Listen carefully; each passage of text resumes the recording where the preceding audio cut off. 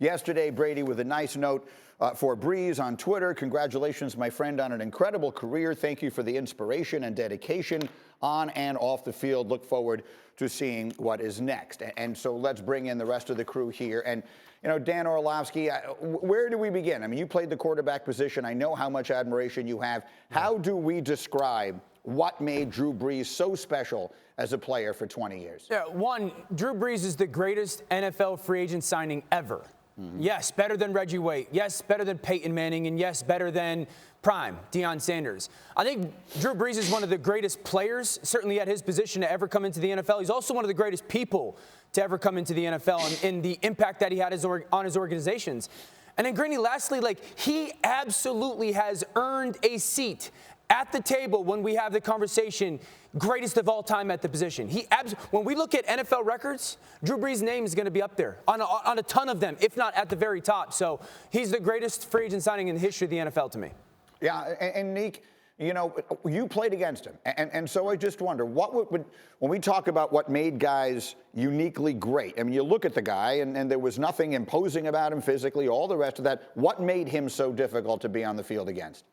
Accuracy. I think plain and simple was accuracy. He could put the ball wherever he wanted, whether he read the coverage well or not. It didn't matter because he was going to put the ball where it needed to be, where you weren't going to be able to intercept it, or you would have to make a great play to break it up, like you see me doing right there. Damn, I was good. But anyway, Orlovsky set me up for a lot of great arguments there. Talking about greatest of all time, I think it's unfair. I'm not going to take the bait. I'm going to use this moment to praise Drew Brees and not argue with Dan, because Dan was saying some wild stuff, but Drew Brees is a phenomenal quarterback, incredibly accurate, and one of the things that made his career so impressive, I think in my view, is the lows that he reached. He got so low at one point when he played in that game when his shoulder got torn up in San Diego, and there weren't a lot of options. There weren't a lot of teams that wanted Drew Brees. It seemed like he was going to be a draft bust. But he went from that to having one of the best careers we ever seen in the history of the NFL. So that is part of the reason why I appreciate Drew Brees' career. That, and also him being a willing spokesperson for the Players Association, something that a lot of quarterbacks don't do. So Drew Brees has been a great player and a great person in the NFL. Yeah, he was a leader in that regard. I saw some notes from Tamara Smith posting those yesterday. And we can start getting into some of these debates in a little bit. But just to sort of finish it here on this for the moment, and we'll have much more on Drew as the day goes on. Graziano, Shefty touched on it briefly.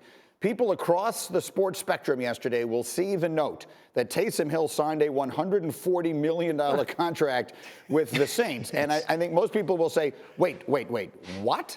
Explain why that is not in any way what it is people think it is. If the contract voids automatically after this year, then it really doesn't matter what the figures are on the remaining 4 years. They could have made it a 4-year, $5 million deal, or a 4-year, $11 trillion deal. Like, it doesn't. They're just making up numbers here. So what you have is a situation where you have to be able to defray the signing bonus over a period of 5 years for salary cap purposes, but you can only do that if the contract has 5 years left on it. So they add these 4 fake years. If it voids after this season, the remaining signing bonus hits next year's cap. That's a little quick salary cap math. But yes, to Adam's point, they will still try and bring in Jameis Winston on a deal that makes sense for them as a, probably an incentive-laden deal that if he becomes the starter, carries a lot more, maybe similar to what the Patriots did with Cam Newton last week. And they are well aware that they're on Russell Wilson's list, so they're not going to try and make any deals that lock them in and prevent them from getting into that if they ultimately do end up having a chance to make a play for Wilson. Thanks for watching ESPN on YouTube. For live streaming, sports, and premium content, subscribe to ESPN+.